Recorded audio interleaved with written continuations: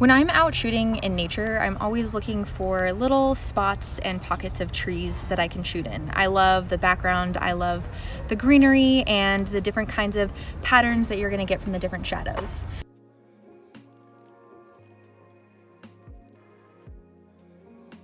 This is what we call dappled lighting, where you're in half shadow, half light.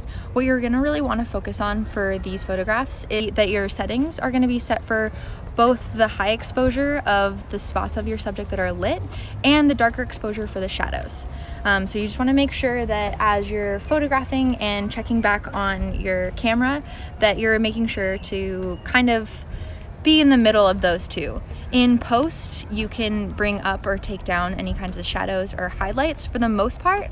So if it's a little too dark, we can brighten it, and if it's a little overexposed, we can darken it. So you want to choose a kind of middle ground for the exposure for when you're shooting in shadow.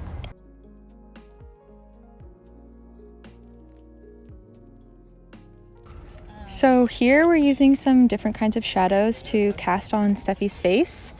We just picked an area where there was really good direct lighting and show some tree branches that had a really nice shadow effect, and got those focused on her face in these really interesting ways that come out with these different kinds of patterns that we're seeing just bring a whole new different kind of texture to the photographs that we're taking today. So I'm actually noticing as I'm going through these that there's a little bit too much shadow on her face, and I like the ones that are just a little bit simpler. So I'm gonna go ahead and try and take a few more.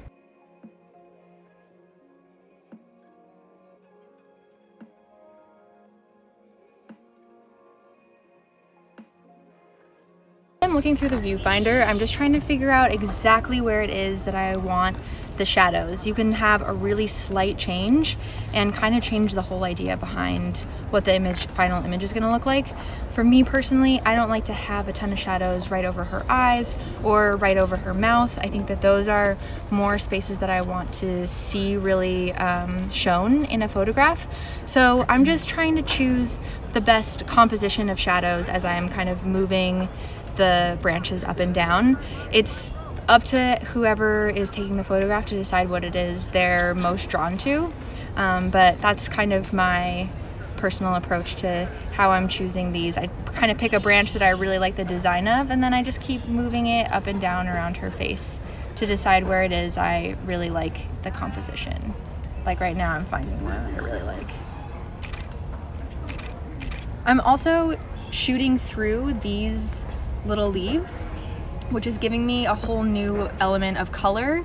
The shadows give a really stark contrast, so I'm only getting her facial tone and then the darker tone of the shadows. So when I bring in this nice little pop of green in either the top corner or the bottom corner, it gives it a really nice frame for the whole shot to work together.